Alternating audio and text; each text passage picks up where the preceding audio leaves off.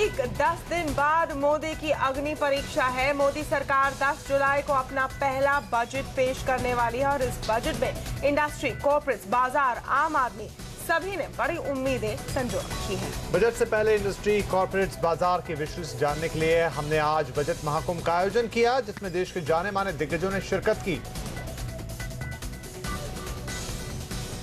तो क्या है मोदी सरकार से उनकी उम्मीदें, बात करेंगे विस्तार से बुलेटिन में आगे, लेकिन अभी देखते हैं आज की बड़ी हेडलाइन।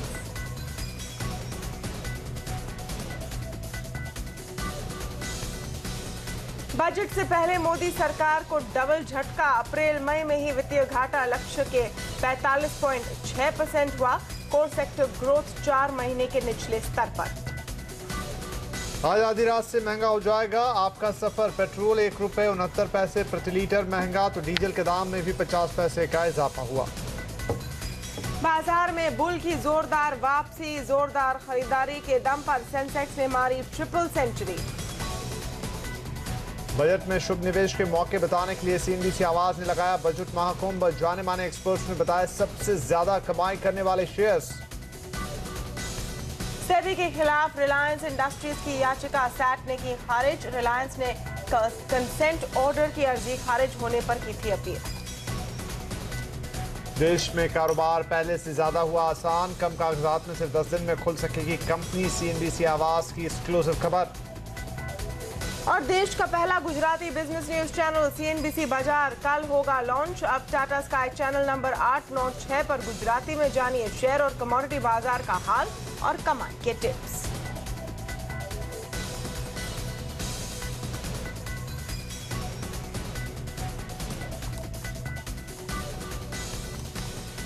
नमस्कार, आप देख रहे हैं आवाज एट 9 और आपके साथ मैं हूं विपिन भाटिया। मैं हूं तमन्ना इनामदार दत्ता। आइए देखते हैं आज की दूसरी बड़ी हेडलाइन। सेबी की तरह कमोडिटी बाजार रेगुलेटर एफएमसी को भी मिल सकते हैं ज्यादा अधिकार। एफसीआरए कानून में बदलाव के लिए एफएमसी ने वित्त मंत्रालय को सौंपी रिपोर्ट। अंतरिक्ष में भारत की बड़ी उड़ान। श्रीहरिकोटा में देसी सैटेलाइट से छोड़े गए 5 विदेशी उपग्रह। मौके पर मौजूद प्रधानमंत्री मोदी ने दी वैज्ञानिकों को बधाई। मेक्सिको को 2-1 से हराकर नेदरलैंड्स क्वार्टर फाइनल में, आखिरी पलों में पलटा पासा। ग्रीस को पेनल्टी शूटआउट में हराकर कोस्टारिका भी अंतिम 8 में पहुंचा। थोड़ी देर में फ्रांस की टक्कर नाइजीरिया से। और दिल्ली यूनिवर्सिटी में दाखिले की दौड़ शुरू। एसआरसीसी और रामजस कॉलेज ने निकाली पहली cut off list. BCom honours के लिए चाहिए 12वीं में 95 से 98% मार्क्स। वित्तीय घाटे का आंकड़ा सरकार के ग्रोथ बढ़ाने के सपनों पर पानी फेर सकता है। आज आए डेटा के मुताबिक अप्रैल और मई में वित्तीय घाटा अनुमान से 45% ज्यादा है। इस साल सिर्फ अप्रैल और मई में वित्तीय घाटा बढ़कर 2.4 लाख करोड़ रुपए तक पहुंच गया है। इकोनॉमिस्ट का कहना है कि मौजूदा आंकड़ों को देखते हुए 4.1% का वित्तीय घाटे का लक्ष्य पाना काफी हद तक नामुमकिन लग रहा है। ऐसे में कोर सेक्टर की ग्रोथ ने चिंताएं और भी बढ़ा दी है, क्योंकि मई में कोर सेक्टर ग्रोथ 4 महीने के निचले स्तर पर फिसल गई है। अप्रैल में जहां कोर सेक्टर की ग्रोथ 4.2% थी, वहीं मई में ये घटकर 2.3% के पास फिसल गई है। और इन दोनों आंकड़ों पर बात करने के लिए अब हमारे साथ जुड़ी हुई हमारी सहयोगी हर्षिता सावंत। हर्षिता, वित्तीय घाटे के आंकड़े को देखकर 4.1% का लक्ष्य कितना मुश्किल नजर आ रहा है? बेहद मुश्किल है यह टारगेट, क्योंकि वोट ऑफ अकाउंट में कहा गया था कि कुल मिलाकर फिस्कल डेफिसिट तोड़कर 4.1% पर आएगा। लेकिन आज जो आंकड़े निकल कर आए हैं, खासतौर से अप्रैल महीने और मई महीने के जो पहले 2 महीनों के आंकड़े, उसमें साफ संकेत ये मिल रहे हैं सरकार का जो खर्चा है वो लगातार बढ़ता हुआ दिखाई दे रहा है और उसके सामने किसी तरह की कमाई नहीं हो रही है। आमतौर पर इन पहले 2 महीनों में यही हालत देखने को मिलते हैं, लेकिन इस बारी इन आंकड़ों में ज्यादा गैप देखने को मिला है। ओवरऑल एक्सपेंडिचर जो है वो करीब 60,000 करोड़ ज्यादा है और यहीं पर वो चिंता उभर कर आ रही है। हमने देखा है अप्रैल में फिस्कल गैप जो पिछले साल करीब 1.8 लाख करोड़ का था, वो इस बारी 2.4 लाख करोड़ का था। FY15 के बजट के लिहाज से जो नंबर सामने पेश किया गया था, जो एस्टिमेटेड टारगेट है वो करीब 5.3 लाख का है और उसके सामने करीब आधा % या फिर 46% वो आंकड़े पहले 2 महीनों में ही आ गए हैं। और आने वाले समय में जिस तरह से महंगाई बढ़ रही है, जाहिर तौर पर और खर्चे बढ़ते हुए दिखाई देंगे, क्योंकि सब्सिडी का बोझ इस सरकार को झेलना पड़ेगा, वो उसे आसानी से टालते हुए नहीं दिखाई देंगे। उसके सामने अगर किसी तरह की कमाई नहीं बढ़ रही है वो चिंताजनक है। हालांकि आपको यह भी बता दें कि ज्यादातर इकोनॉमिस्ट ने कहीं ना कहीं अंदाजा लगा लिया था कि 4.1% का जो फिस्कल डेफिसिट का टारगेट यूपीए सरकार ने रखा था वोट इन अकाउंट के दौरान बजट के लिए इस बारी, वो मीट नहीं होगा। हालांकि जानकार 4.3 से 4.5% के नंबर के साथ चल रहे थे। इस डेटा के मद्देनजर जाहिर तौर पर और पूरी संभावना है कि ये 4.5% के ऊपर भी आंकड़ा निकलता हुआ दिखाई देगा, तो बेहद मुश्किल वाली स्थिति पैदा होती हुई दिखाई दे रही है इस सरकार के लिए। हर्षदा, कोर सेक्टर ग्रोथ भी 4 महीने में सबसे कम देखने को मिली है, तो क्या माना जाए अब आईआईपी ग्रोथ पर भी मार पड़ती दिखेगी आगे? जी हाँ, खासतौर से हमने देखा था कि आईआईपी के आंकड़े जो पिछले महीने आए थे वो एक एबरेशन माने गए थे, क्योंकि वो सारी जो ग्रोथ आई थी खासतौर से इलेक्ट्रिसिटी की बदौलत आई थी और किसी तरह की बिजली कटौती इलेक्शंस के दौरान नहीं की गई थी। इसीलिए हमने देखा था कि एक बहुत बड़ा जंप था। इस बारी जो कोर सेक्टर के आंकड़े दर्शा रहे हैं उसमें आप देखिए इलेक्ट्रिसिटी जो करीब 11.2% थी पिछले महीने, वो 6.3% है। कई इलाकों में बिजली की कटौती हुई थी, उसका साफ साफ इंपैक्ट इन नंबर्स में देखने को मिला है। कच्चे तेल का आउटपुट कम होता हुआ दिखाई दे रहा है, साथ ही साथ पेट्रोलियम रिफाइनरीज का आउटपुट कम हुआ है और स्टील का भी आउटपुट हमने देखा है कम हुआ है। तो मैन्युफैक्चरिंग साइड पर चिंताएं हैं और ये जो मेजर इनपुट कॉस्ट है वो अगर आप देखिए अंतर्राष्ट्रीय चिंताओं के चलते या फिर इराक क्राइसिस के चलते बढ़ते हुए दिखाई दे और भारत में अगर इनपुट नहीं बढ़ रहा है या फिर आउटपुट नहीं बढ़ रहा है, बेहद चिंताजनक स्थिति है। तो आईआईपी के आंकड़ों के लिहाज से ये जो कोर सेक्टर के इंडिकेटर्स हैं वो साफ दर्शा रहे हैं कि पिछले महीने जो एबरेशन देखने को मिला था वैसी स्थिति नहीं देखी जाएगी। यहाँ पर एक डिप डेफिनेटली आता हुआ दिखाई दे सकता है। तो कुल मिलाकर महंगाई, आईआईपी कम होना, ग्रोथ के लिए चिंता, ये तमाम चीजें हैं जो शायद इस सरकार को जूझनी होंगी और काफी कड़वी दवाई बजट में आती हुई दिखाई देगी। शुक्रिया हर्षिता सारी जानकारी के लिए। बजट में अब सिर्फ 10 दिन ही बचे हैं। सबकी नजर मोदी सरकार के पहले बजट पर टिकी है। अच्छे दिन के नारे के बाद मोदी सरकार से सबकी उम्मीदें काफी बढ़ गई हैं। ऐसे में मोदी सरकार के पहले बजट से क्या चाहता है बाजार और बजट से पहले बाजार में क्या बनाए रणनीति, यही समझने के लिए आज हमने लगाया budget Mahakumbh.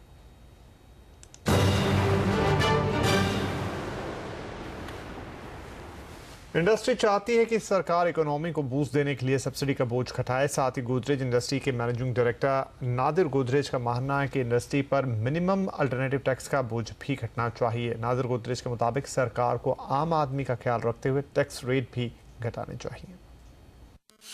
This budget will be very important for improving things in India, and there is a lot of opportunity.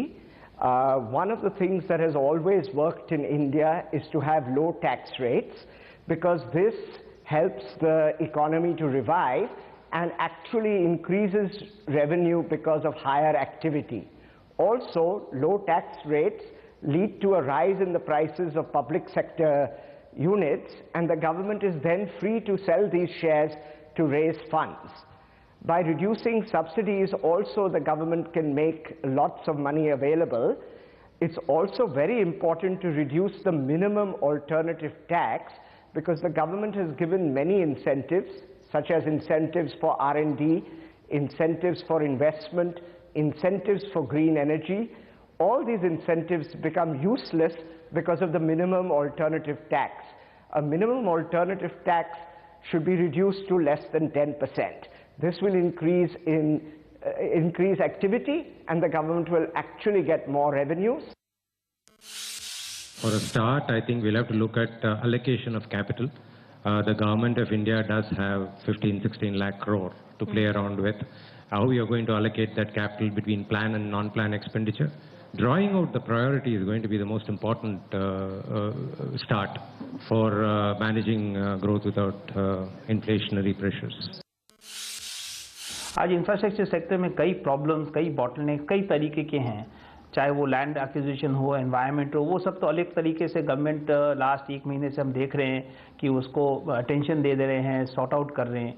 लेकिन जो टैक्स के पर्सपेक्टिव से इसको करेक्ट किया जा सकता है वो भी ज़रूरी है। हम नहीं चाहते कि आप खाली सब्सिडी और सॉफ्ट दें, हम चाहते हैं कि जो एनवायरनमेंट है, टैक्स का जो रेजीम है, वो अगर सही तरह से लागू हो तो लोग भी अगर इनकम कमा रहे हैं तो हम उस पर टैक्स देते हैं तो कोई हर्जा नहीं होता है। लेकिन आज हम मेरे पास कैश नहीं आती है, उस पर हम टैक्स देते हैं तो दिक्कत आती है। और एडवाइस ग्रुप के चेयरमैन रमेश शाह का मानना है कि मोदी सरकार को बिजनेस के माहौल में सुधार को प्राथमिकता देनी चाहिए। All the things that the government needs to do at a very global kind of an approach. I think we need to communicate to the world that India can become an easier place to do business. I think over the last 5-7 years, it just become a very hard place to do business for Indians, for foreigners, for everybody. So if through some government policies, some announcement, if at all we can indicate that, through, I think, reducing ambiguity, the uncertainty that is there all around us, if we can communicate that India can be an easier place to do business, then we will also communicate that we are back in business. Budget Mahakumbh के मौके पर आज हमारे यहाँ बाजार के दिग्गज भी जुटे। मोदी सरकार के पहले बजट से क्या चाहता है बाजार, बजट से पहले बाजार में क्या बनाए रणनीति और मार्केट में कहाँ है शुभ निवेश के मौके, इन सब बातों पर हमने उनसे की है खास चर्चा।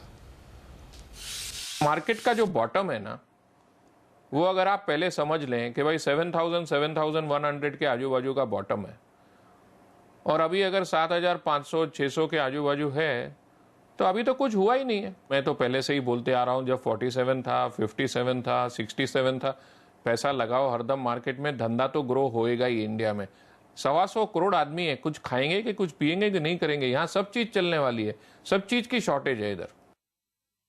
एक फिस्कल डेफिसिट डेफिनेटली देखेंगे and the policies which he brings in to control the fiscal deficit, announcements जो करेंगे। एंड आई थिंक ये जो गैस के लिए भी हुआ है उसके ऊपर आगे जाके इनको थोड़ा सा either in the budget or going forward they need to spell it out as to how they have to work this system out.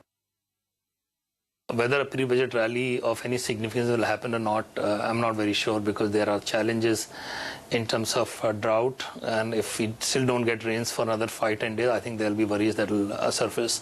So I think a pre-budget rally is being held back by the fact that there are macro worries which have arisen. There are worries both on oil front and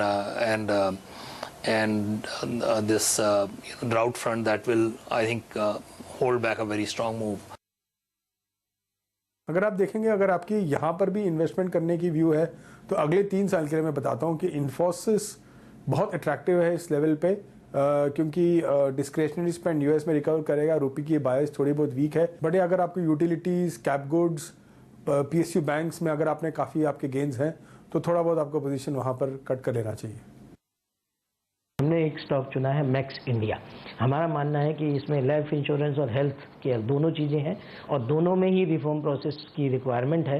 तो अगर हम insurance की बात करेंगे तो वहाँ पे 49% FDI अगर आता है तो उसका बेनिफिट इनको डायरेक्टली मिलेगा और हमारा अनुमान है कि उसमें स्टॉक प्राइस करीबन 422 रुपये जाएगा, जो कि पुराने डील्स के हिसाब से अगर हम कैलकुलेट करें।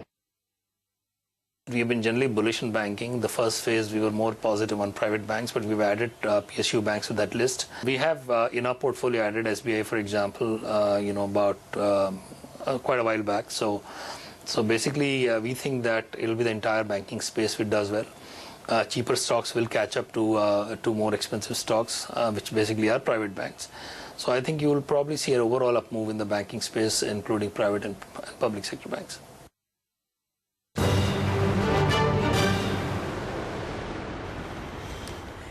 वैसे बजट के पहले आज जोर शोर से जोश दिखा बाजार में। हफ्ते के पहले कारोबारी दिन ग्लोबल संकेत और कच्चे तेल की कीमत में कमी से शानदार बढ़त रही। निफ्टी 7,600 के मनोवैज्ञानिक स्तर को पार कर गया है, वहीं सेंसेक्स 300 पॉइंट से ज्यादा तक उछला।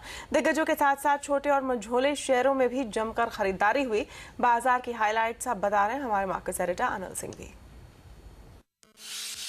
बेहद शानदार कारोबार हुआ, हफ्ते की शानदार शुरुआत, और ऐसा लग रहा है कि 8 ट्रेडिंग सेशन बचे हैं और बाजार प्री बजट रैली के लिए तैयार होता हुआ दिख रहा है। सेक्टर्स भी वही सारे बढ़ते हुए दिख रहे हैं जिन्हें बजट से उम्मीदें ज्यादा है। वैसे पहले सेंसेक्स और निफ्टी की बात करें तो बेहद मजबूत ट्रेड होता हुआ दिखा। शुरुआत थोड़ी मजबूती के साथ हुई, लेकिन उसके बाद धीरे धीरे बाजार अपनी मजबूती को और बढ़ाते गया और दिन में अंत में जो बंद हुआ वो काफी हद तक बहुत ही बेहतरीन लेवल से, खासतौर से निफ्टी पर 7550 के लेवल को पार करने के बाद जो शॉर्ट कवरिंग बनती हुई दिखी वो 7600 के पार निफ्टी को ले गई और एक बेहद पॉजिटिव और अच्छी क्लोजिंग 7600 के ऊपर की कही जा सकती है। तो काफी अच्छी तेजी बनी, लेकिन मिड कैप और स्मॉल कैप शेयरों ने लगातार अपनी तेजी को बरकरार रखा है और यहां पर आउट परफॉर्मेंस फिर से आज बनती हुई दिखी। 2.25% की बड़ी तेजी मिड कैप इंडेक्स में हुई और स्मॉल कैप इंडेक्स में भी अगर आप देखें तो लगभग 2% के आसपास का उछाल आता हुआ दिखा। वॉल्यूम्स जाहिर सी बात है कि बेहतर नजर आए आज के सेशन में, और इसके साथ ही अगर आप देखें तो बढ़ने वाले शेयरों की तादाद काफी शानदार रही। गिरने वालों के मुकाबले में काफी दिनों बाद अब 1100 शेयर पॉजिटिव ट्रेड करते हुए दिखे। बैंक्स ने लीड करने का काम किया इस पूरी प्री बजट रैली को। पीएसयू बैंक्स आप देखिए, पीएनबी, बीओबी, एसबीआई मजबूत है, लेकिन मिड कैप बैंक्स में जबरदस्त तेजी बनी। सिंडिकेट, इलाहाबाद, आंध्रा जैसे बैंक 8 से 10% ऊपर बंद हुए। प्राइवेट बैंक्स भी पीछे नहीं थे। आईसीआईसीआई, कोटक जैसे दिग्गजों में अच्छी खरीदारी लौटती हुई दिखी, लेकिन सरकारी कंपनियों में, ऑयल मार्केटिंग कंपनियों के शेयरों में बड़ी तेजी बनी। एचपीवीपी, आईओसी काफी मजबूती के साथ बंद हुए। वहीं पावर शेयरों में भी अच्छी खरीदारी लौटती हुई दिखी, इस उम्मीद में कि बजट में कुछ बेहतर प्रोविजंस आते हुए दिखेंगे। टाटा पावर ने इसे लीड करने का काम किया। मिड कैप पावर स्टॉक्स इससे कहीं ज्यादा बेहतर थे। CSC, JP power, JSW energy को देखिए, यहाँ पर शानदार 8% से ज्यादा की खरीदारी हुई। डिफेंसिव स्टॉक सरप्राइजिंगली आज मजबूत दिखे। सन फार्मा, रेनबेक्सी, डॉक्टर में अच्छी खरीदारी हुई। वहीं सीमेंट शेयरों में भी चुनिंदा खरीदारी आज देखने को मिली। जेपी ग्रुप के सारे शेयर मजबूती के साथ बंद होते हुए दिखे। रियल्टी शेयरों में डीएलएफ ने और एचडीएल ने आज रैली को लीड करने का काम किया। वहीं मेटल्स में भी चुनिंदा खरीदारी देखने को मिली है, हिंडाल्को, टिस्को में। ऑटो एंसिलरी शेयर, छोटे छोटे शेयर आज फिर से बड़ी उछाल दिखाते हुए नजर आए। मिंडा इंडस्ट्रीज, एनआरबी बेयरिंग जैसे शेयर उसमें शामिल थे। इनके अलावा निफ्टी में जो बढ़त दिखी, आईडीएफसी, ओएनजीसी, भेल जैसी सरकारी कंपनियों से एचडीएफसी भी मजबूती के साथ बंद होता हुआ दिखा। खबरों के दम पर बड़ा एक्शन दिखा। यूनाइटेड स्पिरिट्स में आज फिर से कमजोरी होती हुई दिखी, क्योंकि बायबैक ऑफर पूरा हो चुका है और उसके बाद स्टॉक पर प्रेशर आज भी रहा। यूनियन बैंक अपना फंड रेजिंग प्लान सामने लेकर आया, उसके बाद 6% की तेजी हुई। आइडिया ने अपने दाम बढ़ाने की घोषणा की, कुछ प्लान्स की, उसके बाद स्टॉक में 1.5% की उछाल आई। और रिलायंस कैपिटल ने कहा कि कई सारे प्लेयर्स हैं जो यहाँ पर स्टेक खरीदने के लिए इंटरेस्टेड है, बातचीत चलती हुई दिख रही है। उसके बाद स्टॉक में 4% का उछाल आया। तो कह सकते हैं कि अब बाजार बजट के लिए तैयार होता हुआ दिख रहा है। उससे पहले आज एक शानदार तेजी बाजार में बनती हुई दिखी है। और महंगाई में लगी आग, और आज रात से पेट्रोल करीब 2 रुपए और डीजल होगा 50 पैसे तक महंगा। और आगे देखिए दुनिया का सबसे पहला गुजराती बिजनेस चैनल सीएनबीसी बाजार की खास बातें दिखाएंगे आपको इस ब्रेक के बाद।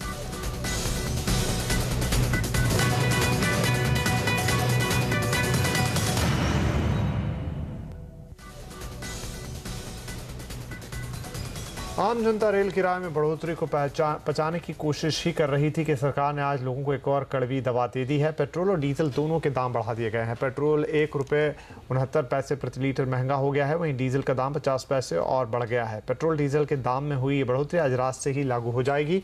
इराक संकट को देखते हुए पेट्रोल के दाम बढ़ाने के कयास पहले से ही लगाए जा रहे थे। आज तेल कंपनियों ने इसका ऐलान भी कर दिया।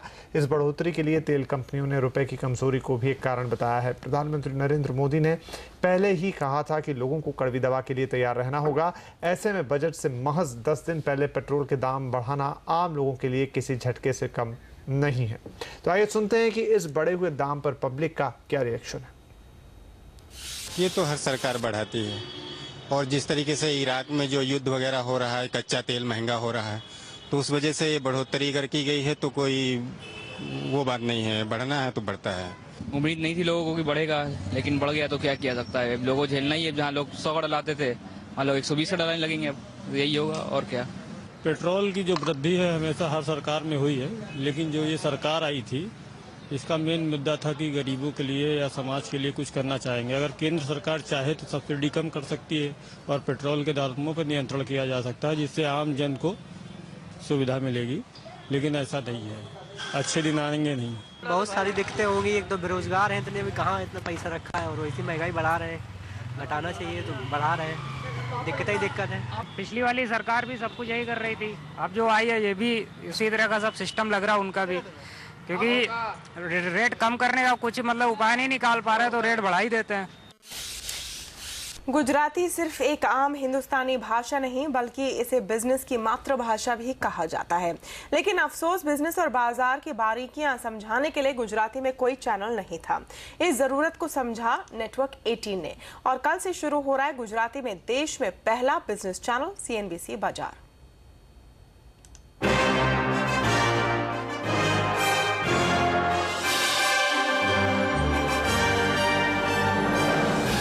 देश का पहला गुजराती बिजनेस चैनल CNBC बाजार कल लॉन्च हो रहा है। CNBC बाजार के लॉन्च के साथ ही नेटवर्क 18 दुनिया का ऐसा पहला नेटवर्क हो जाएगा जिसके पास 3 भाषाओं में बिजनेस चैनल होंगे।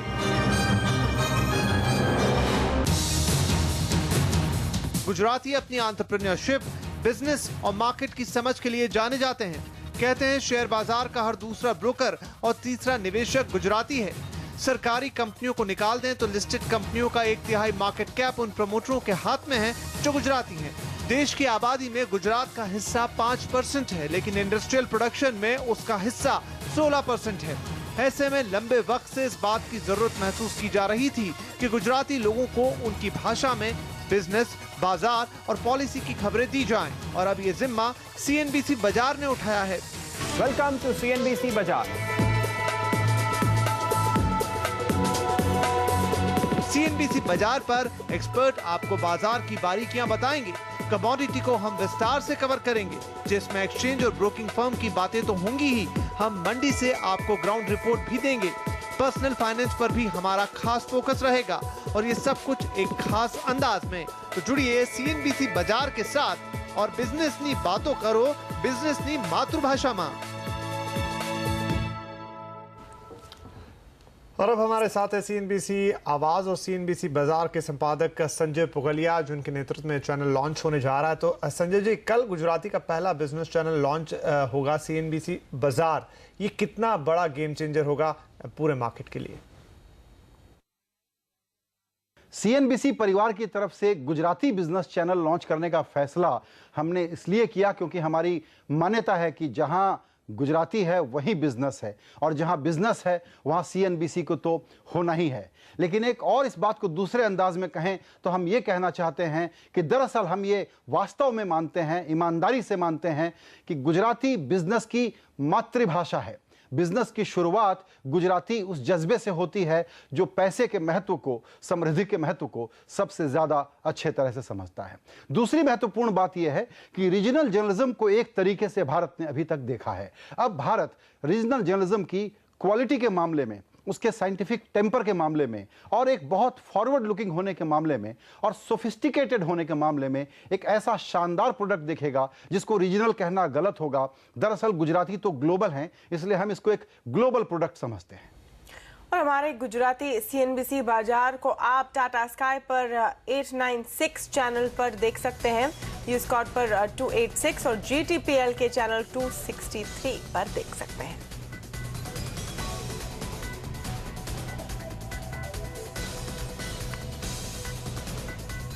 और जीते जीते कैसे हार गई मैक्सिको की टीम।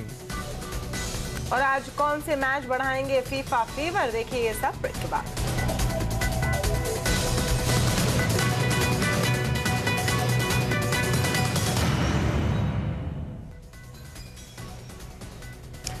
और अब बात फुटबॉल वर्ल्ड कप फीवर की। कल रात मेक्सिको नेदरलैंड्स के खिलाफ जीतते जीते हार गया।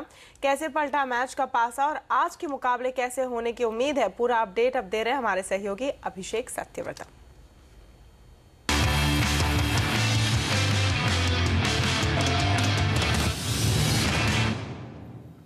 जी हां, जबरदस्त मुकाबले हो रहे हैं। कल नीदरलैंड्स ने मेक्सिको को 2-1 से हराकर क्वार्टर फाइनल में जगह पक्की कर ली। यह मैच मेक्सिको बस जीते जीते हार गया। जी हां, पासा ऐसा पलटा कि 88वें मिनट तक 1-0 से आगे चली मैक्सिकन टीम हारकर वर्ल्ड कप से बाहर हो गई। दोनों टीमों के बीच बहुत ही जोरदार मुकाबला हुआ और पहले हाफ में कोई भी टीम गोल नहीं कर पाई, लेकिन दूसरा हाफ शुरू होते ही शुरू हुआ एक्शन। 48वें मिनट में सैंटोस ने एक दंदनाते हुए शॉट पर गोल करके मेक्सिको को 1-0 से बढ़ा दिला दी। उसके बाद रॉबिन और पर्सी ने अच्छे मूव्स बनाए, लेकिन मेक्सिको के डिफेंस में उलझ कर रह गए। 87वें मिनट तक मेक्सिको की जीत तय लग रही थी, लेकिन 88वें मिनट में वो कमाल हुआ। वेस्ले स्नाइडर ने मैच को बराबरी पर ला दिया जब उन्होंने एक जोरदार किक लगाई और मैक्सिको के गोलकीपर ओचा बस देखते ही रह गए। उसके बाद मैच इंजरी टाइम में गया। अर्जुन रॉबिन दाईं ओर से गेंद लेकर डी में पहुंच गए। मैक्सिको के खिलाड़ियों ने बाधा पहुंचाई और रेफरी ने पेनाल्टी देने में कोई हिचकिचाहट नहीं दिखाई। पर्सी की जगह मैदान में उतरे हंटलर ने यह शॉट लिया और बिना कोई चूक किए मैच नीदरलैंड्स की झोली में डाल दिया और इस तरह मैक्सिको वर्ल्ड कप से बाहर हो गया। उधर कल एक और मैच का फैसला पेनाल्टी शूटआउट में हुआ जब कोस्टा रिका ने ग्रीस को 5-3 से हराकर क्वार्टर फाइनल में जगह पक्की कर ली। कोस्टा रिका के गोलकीपर किलोर नवास ने शानदार बचाव किए, वहीं कोस्टा रिका के सभी 5 निशाने सटीक रहे। कोस्टा रिका के लिए बोर्जेस, रुइज, गोंजालेज, कैम्पबेल और उमाना ने गोल किए, वहीं ग्रीस की ओर से मित्रोग्लो, लाज़ारोस और चोलावास ही गोल करने में कामयाब रहे। आज क्वार्टर फाइनल की जंग के लिए 2 शानदार मुकाबले होने हैं। रात 9:30 बजे से होने वाले पहले मुकाबले में फ्रांस की भिड़ंत नाइजीरिया से होगी। फ्रांस अपने ग्रुप में टॉप पर रहा था। वहीं रात 1:30 बजे से होने वाले दूसरे मुकाबले में जर्मनी की भिड़ंत होगी अल्जीरिया से। हालांकि इस अहम मैच से पहले जर्मनी को करारा झटका लगा है। टीम के स्टार स्ट्राइकर लूकस पोडल्स्की इस मैच में नहीं खेलेंगे, उन्हें जांघ में चोट है। पोडल्स्की की जगह मारियो गोत्जे को टीम में शामिल किया जा सकता है। तो ये मैच कैसे होंगे, क्या इक्वेशंस हो सकते हैं, टीमें किस कॉम्बिनेशन के साथ मैच में उतरेंगी, हमारे साथ जुड़ रहे हैं फुटबॉल एक्सपर्ट नोवी कपाड़िया। नोवी, कैसे देखते हैं आप आज होने वाले मुकाबलों को और क्या लगता है टीमें किस कॉम्बिनेशन के साथ उतरेंगी यहाँ पर?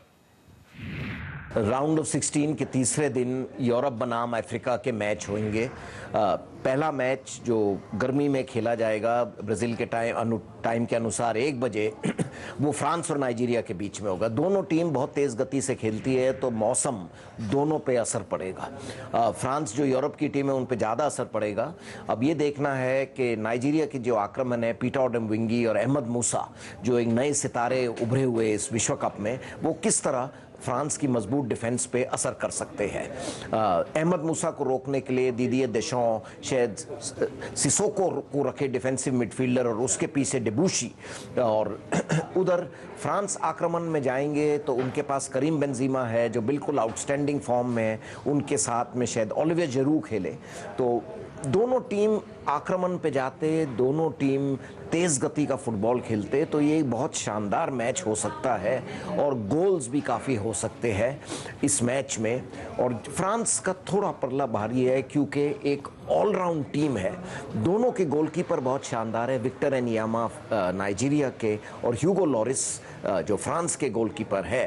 तो एक मज़ेदार मुकाबले की उम्मीद है। दूसरा मैच जर्मनी बनाम अल्जीरिया।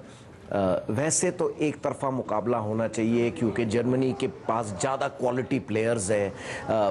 कोच का ये सिरदर्दी है कि किसको बिठाए, किसको खिलाए नहीं, किसको बिठाए। इतने हर पोजीशन में एक मतलब कॉन्टेस्ट है खिलाड़ियों के लिए, जैसे श्वाइनस्टाइगर को खिलाए या सामी खदीरा को खिलाए, आक्रमण में किसको खिलाए। अल्जीरिया कुछ 32 साल पहले उन्हें एक चोट लगी थी कि जर्मनी और ऑस्ट्रिया एक मिला जुला मैच खेल के अल्जीरिया को विश्व कप से बाहर किया था। तो उनके जो पुराने प्लेयर लगातार मीडिया में चर्चा कर रहे हैं कि ये एक बदला लेने का मैच है, लेकिन ये जो नए जनरेशन के खिलाड़ी है इनको यहाँ ये पूरी तरह कोशिश करनी होगी कि अल्जीरिया एक मतलब इतिहास कर सके कि पहली दफ़ा क्वार्टर फाइनल जा सके। 1982 में जर्मनी जब अल्जीरिया से हारे थे, उस समय पश्चिम जर्मनी थी, तब उनके खिलाड़ियों ने अंडर एस्टिमेट किया था अल्जीरिया को, वो एक अलग जमाना था। अब अल्जीरिया के भी खिलाड़ी पेशेवर फुटबॉल खेलते, जर्मनी ने अंडर एस्टिमेट नहीं करेंगे। और अटैकिंग थर्ड में जर्मनी का ज़्यादा क्वालिटी से जर्मनी मैच तो डोमिनेट करेगी। और ये देखना है कि अल्जीरिया के माजिद बुगैरा एक अनुभवी पेशेवर खिलाड़ी जो रेंजर स्कॉटलैंड में खेलते हैं, और रशीद हेलिके, रफ़ीक हेलिशे, वो कहाँ तक जर्मनी को रोक सकते हैं। एक संघर्षपूर्ण मुकाबला, लेकिन जर्मनी इस मैच को काफी आराम से जीत जाना चाहिए। शुक्रिया नवी इस पूरे विश्लेषण के लिए। थी आज के दोनों मैचों को यूरोप बनाम अफ्रीका के तौर पर देखा जा रहा है और जाहिर तौर पर जो फेवरेट्स हैं दोनों यूरोपियन टीमें हैं, लेकिन देखना होगा कि अफ्रीकी टीमें इस मैच में कैसा प्रदर्शन करती हैं। हालांकि उनमें पूरा मादा है कि वो किसी भी टीम को चौंका भी सकती हैं।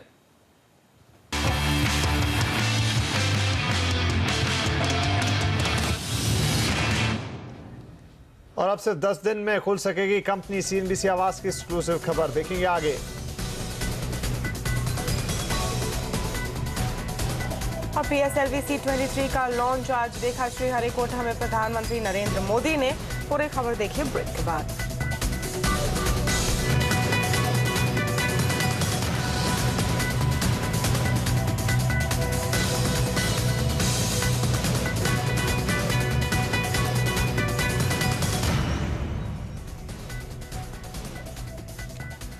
सिक्योरिटीज अपीलेट ट्राइब्यूनल यानी सेट ने सेबी के खिलाफ रिलायंस इंडस्ट्रीज की अर्जी को खारिज कर दिया है। सेबी ने 2012 में रिलायंस की कंसेंट एप्लीकेशन को नामंजूर कर दिया था। रिलायंस ने सेबी के इसी फैसले को सेट में चुनौती दी थी।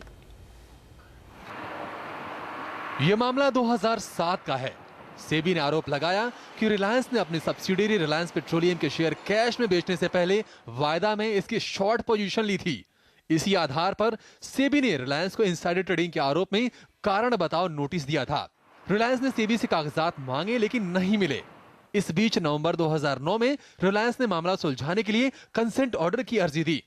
मार्च 2010 में सेबी ने इस कंसेंट एप्लीकेशन को खारिज कर दिया और जांच के बाद सेबी ने रिलायंस पर FUTP यानी fraudulent and unfair trade practices regulations के नियम तोड़ने के आरोप लगाए।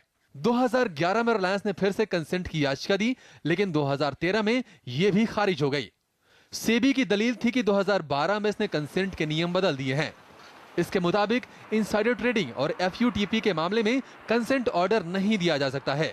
आखिरकार रिलायंस ने सेट में सेबी के आदेश के खिलाफ अर्जी दी। सोमवार को सेट ने सेबी के आदेश को बरकरार रखा लेकिन देरी के लिए सेबी की खिंचाई भी की। सेट ने कहा कि सेबी को यह अख्तियार है कि वो कंसेंट के लिए वो याचिकाकर्ता की शर्तों को माने या ना माने, लेकिन सेबी ने याचिकाकर्ता की अर्जी को वर्षों तक लटकाए रखा। उसने याचिकाकर्ता की मांग पर उसे कागजात नहीं दिए, बाद में भी किस्तों में दस्तावेज दिए और उसने भारी भरकम दस्तावेज को पढ़ने का पूरा समय दिए बगैर ही मामले का निपटारा कर दिया। सेट ने कहा कि इस मामले में नेचुरल जस्टिस की पूरी प्रक्रिया पालन होने पर भी सवाल है, लेकिन मौजूदा नियमों के दायरे में उसके पास ये याचिका खारिज करने के अलावा कोई रास्ता नहीं है।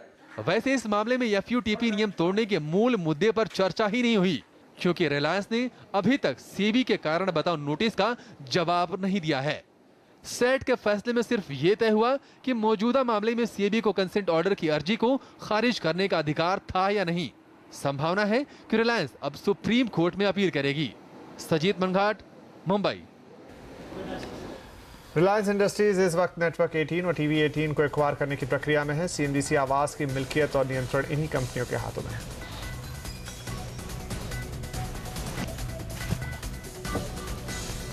और जल्द देश में कंपनी खोलना पहले के मुकाबले काफी आसान होगा। देश में बिजनेस करना आसान बनाने के लिए सरकार रिफॉर्म की तैयारी कर रही है। कॉर्पोरेट अफेयर्स मंत्रालय और कॉमर्स मंत्रालय ने बिजनेस करने से जुड़ी दिक्कतें हटाने पर काम शुरू कर दिया है। अभी बिजनेस करने के मामले में भारत दूसरे देशों के मुकाबले काफी पीछे है। इसमें ज्यादा जानकारी के लिए बात करते हैं हमारी संवाददाता अंजुल तोमर से। अंजुल, बिजनेस की राह आसान बनाने के लिए सरकार क्या रिफॉर्म लाने वाली है? आज जल्द ही अगर आप देश में कंपनी खोलना चाहते हैं तो इसके लिए आपको मात्र 1 हफ्ते से 10 दिन लगेंगे। इस पे सरकार ने काम शुरू कर दिया है। अगर अभी हम देखें देश का जो रैंक है बिजनेस करने के मामले में काफ़ी पीछे 134th है वर्ल्ड बैंक की रैंकिंग के मुताबिक और ये लगातार गिरता जा रहा है। तो सरकार चाहती है कि इसको थमाया जाए और किसी तरीके से जो प्रोसेसेस हैं बिजनेस करने से जुड़ी उनको सिंप्लीफाई किया जाए ताकि कंपनियां आके देश में आसानी से बिजनेस कर सके। वैसे मोदी सरकार का जो एक प्राथमिकता है वो है कि देश में जो बिजनेस का माहौल है उसको बेहतर करना ताकि देश जो है मैन्युफैक्चरिंग हब बन सके, देश में इन्वेस्टमेंट्स आ सके। उसको देखते हुए जो रिफॉर्म्स है बिजनेस करने से जुड़े वो शुरू कर दिए। मिनिस्ट्री ऑफ कॉर्पोरेट अफेयर्स उसका कहना है कि वो देख रही है कि प्रोसेसेस को किस तरीके से शॉर्टन किया जाए, कंप्रेस किया जाए फॉर्म्स को जो कंपनीज खोलने से जुड़े हैं। अभी अगर हम देखें कि कंपनी को अगर देश में खुलना हो तो उसके लिए कम से कम 21 दिन जो सरकार कहती है लगते हैं, लेकिन हमेशा जो है इंडस्ट्री का कहना है ये 1 महीने यानी 3 महीने तक चले जाते हैं, जिसमें कई प्रोसेसेस हैं जो डुप्लीकेट होती हैं और डिपार्टमेंट में जैसे फॉर एग्जांपल बैंक में भी आपको वो चीज़ें पूरी करनी पड़ती हैं। तो मिनिस्ट्री ऑफ कॉर्पोरेट अफेयर्स देख रही है किस तरीके से जो है ये रिक्वायरमेंट को शॉर्टन किया जाए और कंपनी खोलना आसान किया जाए। इस पूरे मामले में दूसरी मिनिस्ट्री जैसे कॉमर्स, DI, PP, वित्त मंत्रालय भी इन्वॉल्व है। तो इन मिनिस्ट्रीज की कंसल्टेशन जो होंगी इकट्ठी और उसके बाद खाका तैयार होगा किस तरीके से इस प्रोसेस को और आगे लाया जा सके। इसमें एक इम्पॉर्टेंट जो चीज़ है वो सिंगल विंडो क्लियरेंस का, जो हालांकि गुजरात जैसे कुछ स्टेट से लागू किया कि लेकिन पूरे देश में इसको कैसे लागू किया जाए इस पे विचार चल रहा है। इस मामले में दामोदरन कमेटी की एक रिपोर्ट कैबिनेट सेक्रेटरीट के पास पड़ी है, उस पर भी विचार चल रहा है। लेकिन सोर्स का कहना है इसका जो ड्रॉबैक है वो है कि सिंगल विंडो क्लियरेंस को स्टेट्स में कैसे लागू किया जाए, उस पर कोई सिफारिशें दामोदरन कमेटी ने नहीं दी। शुक्रिया। स्पेस सैटेलाइट कारोबार के मोर्चे पर आज भारत ने एक बड़ी जीत हासिल की है। भारत के PSLV C-23 का सुबह 9:52 पर आंध्र प्रदेश के श्रीहरिकोटा से सफल प्रक्षेपण किया गया।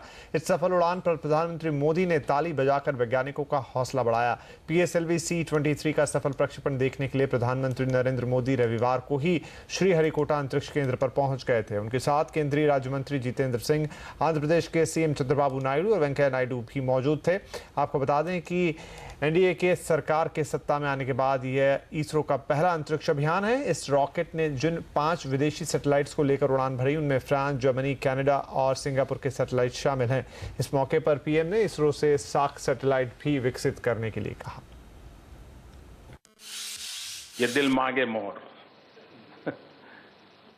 Today I ask our space community to take up the challenge of developing a SARC satellite that we can dedicate to our neighborhood as a gift from India. A satellite that provides a full range of applications and services to all our neighbors.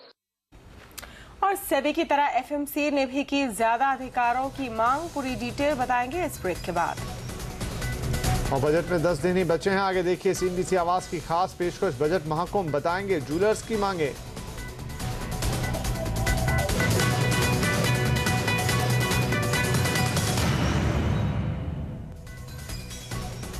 Market regulator SEBI की तरह FMC को भी जांच और जब्ती के अधिकार देने पर सरकार विचार कर सकती है। कमोडिटी रेगुलेटर FMC ने FCRA यानी फॉरवर्ड कॉन्ट्रैक्ट रेगुलेशन एक्ट में बदलाव करने के लिए नई रिपोर्ट वित्त मंत्रालय को सौंप दी है। इस पर और जानकारी के लिए बात करते हैं हमारी संवाददाता श्रीमी चौधरी से। श्रीमी, FMC ने FCRA में क्या अधिकार मांगे हैं? देखिए, यहाँ कमोडिटी रेगुलेटर FMC ने बड़े बदलाव का सुझाव दिया है FCRA बिल के लिए और एक नया ड्राफ्ट यहाँ वित्त मंत्रालय को सौंप दिया है FMC ने। अगर यहाँ कुछ हाइलाइट्स की बात करें FCRA बिल में जो इस बार वित्त मंत्रालय को भेजा है FMC ने अपने तरफ से, तो पहला जो बदलाव है वो स्पॉट ट्रेडिंग को लेकर है। FMC ने साफ किया है कि स्पॉट ट्रेडिंग को वो रेगुलेट नहीं करेगा और फ्यूचर ट्रेडिंग ही वो रेगुलेट करेगा। दूसरा जो महत्वपूर्ण सुझाव FMC की तरफ से है वो सर्च और सीजर को लेकर है। सेबी को जिस तरह से अधिकार है सर्च और सीजर करने का, FMC ने भी अपने सुझाव में ये मांग किया है ताकि कोई भी कमोडिटी एंटिटीज अगर किसी भी तरह की गड़बड़ी यहाँ कमोडिटी मार्केट में करती है तो सर्च और सीजर करने का अधिकार FMC को हो और साथ ही अगर एविडेंस मिलते हैं उस कंपनी के खिलाफ तो अच्छा खासा जुर्माना भी FMC लगा सके। तीसरा जो है वो एक नए प्रोडक्ट ऑप्शन को लेकर है। ये ऑप्शन को लॉन्च करना चाहिए, ऐसा सुझाव भी FMC ने दिया है ताकि ज़्यादा से ज़्यादा कमोडिटी मार्केट में वॉल्यूम बढ़ाया जा सके। FCRA बिल की बात करें तो ये इसी साल लैप्स हो चुकी है और इसे इंटरिम बजट में ही पेश होना था, लेकिन अब नए बदलाव के साथ FMC ने ये अपील की है वित्त मंत्रालय से कि वो इस बजट में इसे पेश करें। शुक्रिया। पिछले 1 साल से मुश्किल दौर से गुजर रही ज्वेलरी इंडस्ट्री को बजट से काफी उम्मीद है। इंडस्ट्री ने सरकार से सख्ती खत्म करने के साथ कई रियायतों की मांग की है। बुलियन एंड कॉइन्स बार्स जो हमने वॉलंटरली सस्पेंड किया था सेल करना और उसका इम्पैक्ट मेजर आया था। तो इसी टाइम पे हमारी यही राय है कि हमारे 2 पॉइंट मेजर है कि इंपोर्ट ड्यूटी कम होनी चाहिए और 80-20 का जो रूल है वो रिलैक्स होना चाहिए, वो निकलना ही चाहिए। बजट से पहले जूलर्स ने सरकार के सामने अपनी मांगे रख दी हैं। जौहरियों की दलील है कि जब देश की आर्थिक सेहत खराब थी तब वे सरकार के साथ थे, लेकिन अब करंट अकाउंट घाटा काबू में आ गया है, देश की आर्थिक हालत सुधर रही है। ऐसे में अब ज्वेलरी सेक्टर की सेहत से समझौता बिल्कुल नहीं करना चाहिए। जौहरियों की एक दलील ये भी है कि सरकार ने जो तमाम बंदिशें लगा रखी हैं उनमें न सिर्फ ढील दी जाए बल्कि एक साफ पॉलिसी भी बनाई जाए। गोल्ड की जो पॉलिसीज हैं उसके 3 सेक्टर हैं। एक डीजीएफटी है जो नॉन बैंकिंग को कंट्रोल करता है, आरबीआई है जो बैंकिंग को कंट्रोल करता है, ओवरऑल इकोनॉमिक अफेयर्स को करता है। तो तीनों के व्यूज अलग अलग हैं, 2080 के बारे में भी और जनरल डिस्ट्रीब्यूशन। एक ऐसा सेक्टर होना चाहिए, एक ऐसी विंडो होनी चाहिए जिसके अंदर तीनों लोगों का उसमें कंट्रोल हो। उसी से आप फाइनेंस को, कैट की प्रॉब्लम को सॉल्व कर सकते हैं। बड़े शहरों से लेकर गांव तक इस सेक्टर से कई लोगों की रोजी रोटी जुड़ी हुई है। ऐसे में कच्चे माल और ज्वेलरी की मौजूदा इंपोर्ट ड्यूटी भी जौहरियों को खटक रही है। उनकी मांग है कि रॉ गोल्ड पर इंपोर्ट ड्यूटी घटने के साथ सरकार को ज्वेलरी पर इंपोर्ट ड्यूटी में बढ़ोतरी भी करनी चाहिए। रॉ गोल्ड पे अगर ड्यूटी कम होती है तो डेफिनेटली उसका टोटल अगर 5% ड्यूटी अगर 10 से 5 आती है, 4 आती है, तो 6% का जो बेनिफिट है सीधा कस्टमर को जाएगा। जहाँ तक फिनिश्ड, क्योंकि फिनिश्ड रॉ गोल्ड से ही फिनिश्ड प्रोडक्ट बनता है, और अगर फिनिश्ड प्रोडक्ट पे ड्यूटी इंक्रीज होती है तो डेफिनेटली हमारी इंडस्ट्री को फायदा होने वाला है, क्योंकि मैन्युफैक्चरिंग में इतने सारे लोग लगे हुए हैं। जानकार मानते हैं कि सिर्फ कैड में कमी से जौहरियों को पूरी तरह से राहत मिलना मुश्किल है, क्योंकि कम बारिश से अगर खेती पर असर पड़ा तो फूड इंपोर्ट बिल बढ़ना तय है। ऐसे में सरकार के सामने फिर से कैड की समस्या गहरा सकती है। नीरज रॉय, मुंबई। और अब कंपनियों के लिए ईपीएफओ में ऑनलाइन रजिस्ट्रेशन कराना होगा आसान। साथ ही यामाहा की 2 नई बाइक्स के बारे में बताएंगे इस ब्रेक के बाद।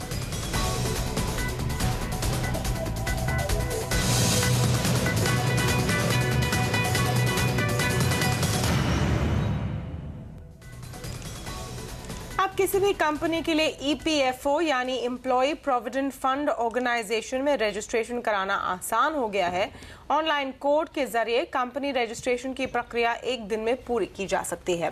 अभी तक किसी भी कंपनी को ईपीएफओ में खुद को रजिस्टर कराने के लिए मैन्युअली फॉर्म भरकर ईपीएफओ में जमा कराना पड़ता था। इस पूरी प्रक्रिया में 15 से 20 दिन का वक्त लगता था। केंद्रीय श्रम और रोजगार मंत्री नरेंद्र सिंह तोमर ने आज कंपनी रजिस्ट्रेशन की ऑनलाइन सर्विस की शुरुआत की। ईपीएफओ का लक्ष्य है कि अगले 2 महीने में सभी कंपनियों को इस ऑनलाइन प्लेटफॉर्म पर ले आया जाएगा। यह ऑनलाइन सेवा प्रारंभ हो रही है। अब कोई भी व्यक्ति अपने पंजीकरण के लिए इस सेवा का उपयोग कर सकता है। वो सारी अर्हताएं पूरी करेगा तो 1 दिन में ही उसको पंजीकरण हो जाएगा, उसको कोड मिल जाएगा। किसी प्रकार की विभागीय फाइल इत्यादि और उसके पीछे चक्कर लगाने की उसको आवश्यकता नहीं रहेगी। और अब निवेशकों के लिए अच्छी खबर, जल्द ही आपको आपके निवेश को अलग अलग जगह में ट्रैक करने के झंझट से छुटकारा मिल जाएगा। न सिर्फ निवेश बल्कि हर सेक्टर के लिए अलग अलग केवाईसी के झंझट से भी मुक्ति मिलेगी। एफएसडीसी की कमेटी ने स्टैंडर्ड डीमैट पर काम शुरू कर दिया और डिपॉजिटरी भी इंफ्रास्ट्रक्चर के साथ तैयार है। अब इंतजार है तो सिर्फ बजट का। अब आपका डीमैट अकाउंट स्मार्ट होने जा रहा है। जल्द ही आप एक ही डीमैट अकाउंट में fix deposit, mutual fund, share और इंश्योरेंस की पूरी जानकारी देख पाएंगे। दूसरे चरण में पेंशन और पीपीएफ अकाउंट की जानकारी भी जोड़ी जाएगी, यानी निवेश से जुड़ी सारी जानकारी एक जगह। आरबीआई गवर्नर की अध्यक्षता में रेगुलेटरों की कमेटी इस प्रोजेक्ट पर काम कर रही है। देश की सबसे बड़ी डिपॉजिटरी एनएसडीएल के मुताबिक वो इस प्रोजेक्ट के लिए पूरी तरह तैयार हैं।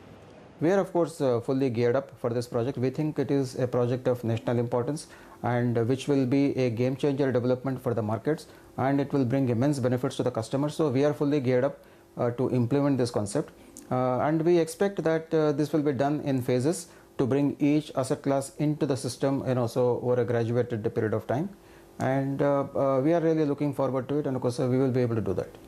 फिलहाल निवेशकों को अलग अलग अकाउंट की जानकारी रखने में दिक्कत होती है। इंश्योरेंस की जानकारी अलग तो एफडी की जानकारी अलग, लेकिन स्टैंडर्ड डीमैट की सुविधा मिलने के बाद निवेशक पूरा पोर्टफोलियो एक बार में देख पाएंगे।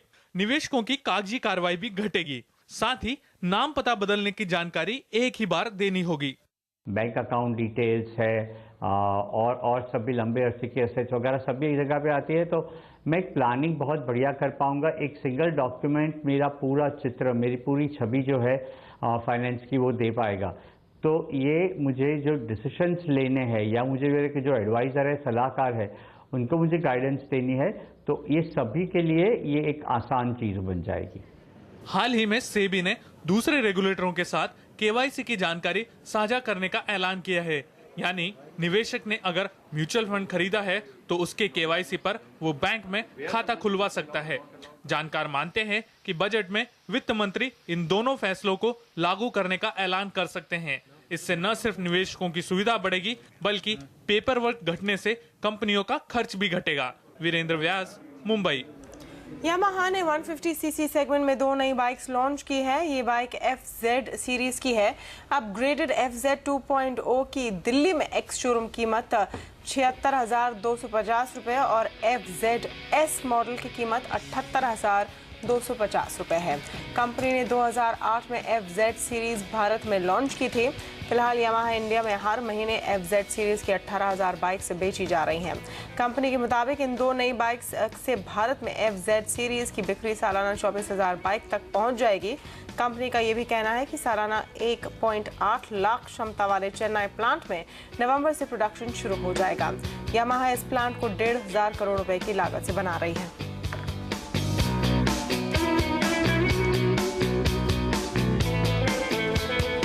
आवाज़ 9 में फिलहाल इतना है। आपसे कल फिर करेंगे मुलाकात, तब तक के लिए नमस्कार।